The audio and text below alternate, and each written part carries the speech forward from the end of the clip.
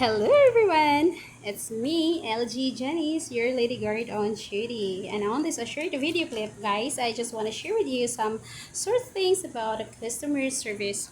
You know what? The customers are never be a problem. They may just some difficult to place, but we can if we have a sincere desire to. So it is not much in the servable situations that drives the customers away, but more on manner by which we handle the situations. Alam mo yung mga negative work attitude, yung suplado. Tingin ng customer sa'yo suplado kapag nilalapitan ka. Lalo na pag sumagot ka, antipati ko to. E di mas lalo magagalit yung customer. Yung may sayad.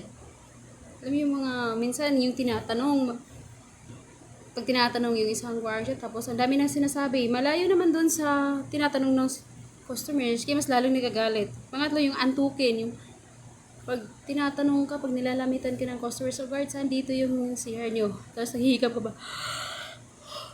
Doon, sir. Doon. Huwag ganon.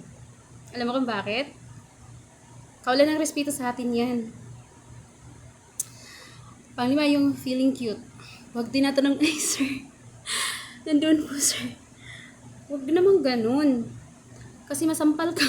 Pag nagpapakute ka, tapos may jowa pala yung nagtatanong sa'yo, lalo na babae ka, tapos lalaki. Or kahit na lalaki ka, nagtatanong sa'yo yung babae. Diba? Sasabihin ng basta, sasabihin ng papakute. Higit sa lahat, guys, manyakin. Yung, hi ma'am!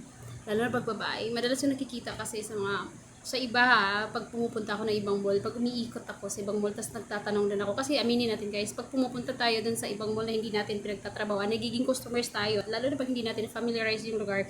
Una-una talaga natin pinupunta na tinatanong yung mga guard. Tapos nakikita natin, malayo pa lang tayo sa nakangiti. Ay ma'am!